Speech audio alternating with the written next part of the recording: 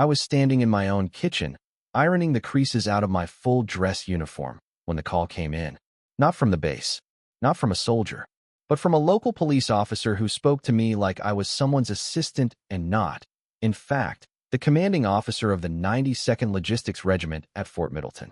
My name is Colonel Olivia Barrett, 24 years in the U.S. Army, 2 combat tours, 1 Bronze Star. I've been spit on in Kabul, lectured by senators in D.C., and lost more soldiers than I care to remember. But nothing, and I mean nothing, prepared me for what happened that night. The officer said there had been an incident, a house party, minors involved.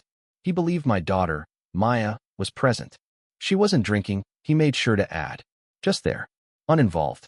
But they had detained all the teens, and Maya had mentioned my name. So he was doing me the courtesy of a call. I asked for the address. He paused, like he had to check, then said it quickly, like he didn't want me to write it down. I thanked him, grabbed my keys, and didn't change out of uniform. I figured wrongly. It turned out that my uniform might help clarify things, bring a little calm to a tense situation. It was nearly midnight when I pulled up on Hamilton Ridge Drive. That neighborhood had a way of looking rich even at night. Quiet money, fences trimmed, lawns edged, kids in pastel polos who summered at the Cape. My daughter had a classmate who lived there, Jasmine something. I figured that's who she was with. I parked, stepped out, and started walking toward the gathering of cruisers and flashing lights. Now, I've been saluted by generals and chewed out by corporals. I know what deference looks like, what intimidation looks like too. And the moment 2 officers turned toward Mebeth White, both stocky, both looking like they'd rather be anywhere else, I recognized the latter. "Excuse me," I said, standing tall, my bars clearly visible. "I'm Colonel Olivia Barrett. I believe my daughter is among those detained." One of them, name tag reading Danvers, looked me over like I was a costume at a Halloween store. "You can wait with the other parents," he said. "I'm not here as a parent," I replied. "I'm here as a senior military officer attempting to confirm the status of a dependent minor." He smirked, then called over his shoulder to the other officer. "Hey, Holloway, we got another one playing dress up." That's when I realized something deeply wrong was happening. These weren't just tired beat cops doing their job. There was contempt in their tone, the kind you earn, the kind that festers in small towns too long afraid of change. I tried again, calmly, clearly, gave them my military ID. Holloway barely glanced at it. "Could be fake," he muttered. "Got a lot of cosplayers tonight." It escalated fast from there. I made no sudden moves. I told them I was reaching for my phone to call base command.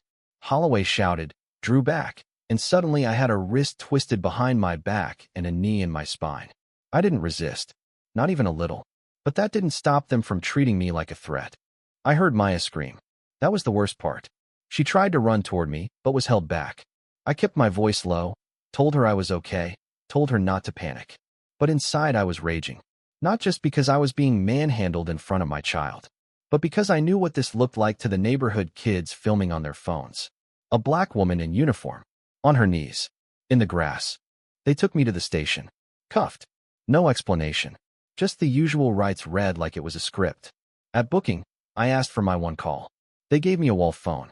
I dialed a number I hadn't used in 3 years. A direct line to General Marin Hollis, now Deputy Chief of Staff at the Pentagon. When she picked up, I just said, "It's Barrett. Columbus County PD has me in custody. I need extraction." There was silence. Then, "Say nothing. I'll call you back in 5. What happened next didn't just change my night. It changed careers, reputations, maybe even the city itself. Within 10 minutes, phones were ringing all over the precinct. Officers whispering. The desk sergeant suddenly wouldn't meet my eyes. Then came the police chief, a man I recognized from a few charity events. He looked like he wanted to melt into the floor. "Colonel Barrett," he said, "there appears to have been a misunderstanding." I stared at him, didn't blink. "Your daughter is safe," he added. "We're arranging immediate transport. And of course, all charges, if there were any, are being dropped." "You put your knee in the back of a decorated Army officer," I said evenly, "in full uniform. You want to talk about misunderstandings?" He couldn't answer, because he knew this wasn't just bad optics. This was catastrophic, and not just for him, but for every officer in that station who had laughed, dismissed, ignored, or enabled. See, the thing is, you can talk a lot about justice in this country, about training, about good apples, But power only respects power. And when that call went out to General Hollis, she didn't just call my base commander. She called the Secretary of the Army, who called the governor, who called the mayor, who called the chief. And when all those lines lit up, suddenly my uniform wasn't a costume anymore. I was released within an hour. No apology, just silence. But the story didn't end there. Because video footage had already gone viral. Neighbors uploaded it. Teens shared it. CNN picked it up before dawn. By noon, it was national news. Decorated Black Army colonel arrested while checking on daughter. That headline hit like a grenade. The mayor tried to spin it. The police union doubled down. But it was too late. DOJ opened an inquiry. Civil rights groups got involved. And suddenly, I was giving sworn statements instead of morning briefings. Maya stayed home from school for a week.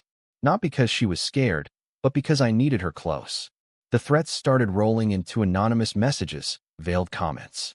I kept security tight, kept my posture straight, because I knew they weren't just trying to discredit me. They were warning anyone like me who might dare to challenge how the system works. But here's what they didn't expect. That I wasn't alone. That Hollis and others in high command had seen this before quietly, in pieces, but never so public, never so visible. A few weeks later, I was asked to speak at West Point. Not about war, but about leadership.